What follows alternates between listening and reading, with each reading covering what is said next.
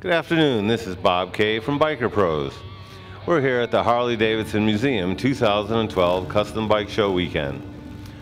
This particular event, the first bike show of the weekend, is an AMD qualifier for the AMD World Championship to be held in Essen, Germany next year.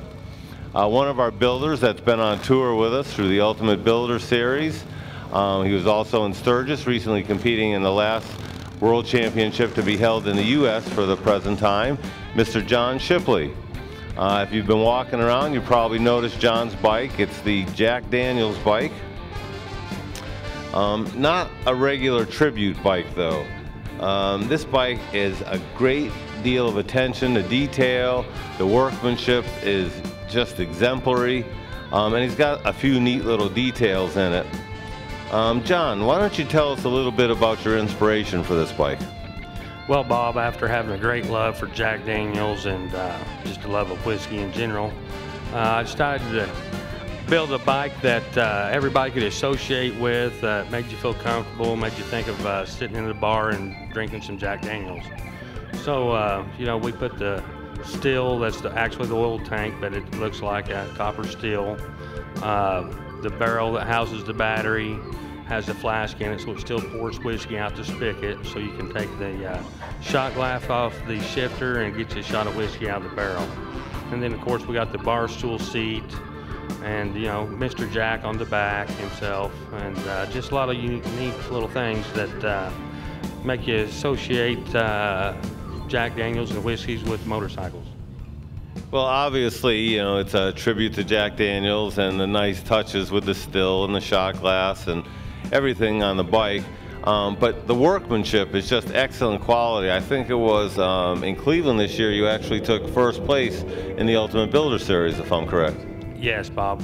We did first place there, and we got People's Choice in Daytona with it at the AMD show there. And then we got 10th place at the World Championship in Sturgis, so we were really happy with that.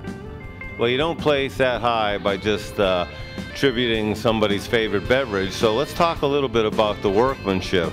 What kind of time, what effort did you take to put this together? Why did you choose the Sportster power plant? Can you give us a little history about the project itself? Well, I really love the old Ironhead motors, and by using these sporty motors, it gives you a little more room where the transmission would be to incorporate things like the still and the barrel. And you know, a lot of detail. Took 2 years to build the bike. You know, the right floorboards just is the brake pedal. There's no levers or on the bars. There's no pedals on the floorboards.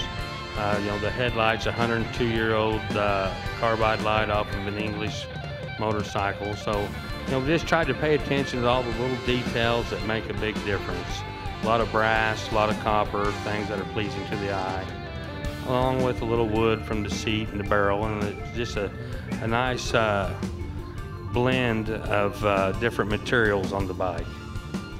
Now, how long have you been into custom bike building, and what kind of advice have you to offer our young aspiring builders?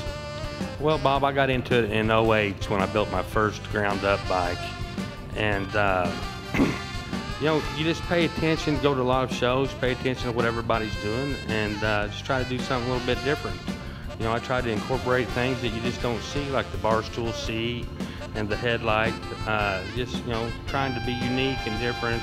The front end is a very unique Springer front end made from Jeff Delisle in California, and that you just don't see many of them. So I try to incorporate things that you just don't see a lot on bikes, and you know, just pay attention to the details and make them nice and clean, and something that you appreciate yourself.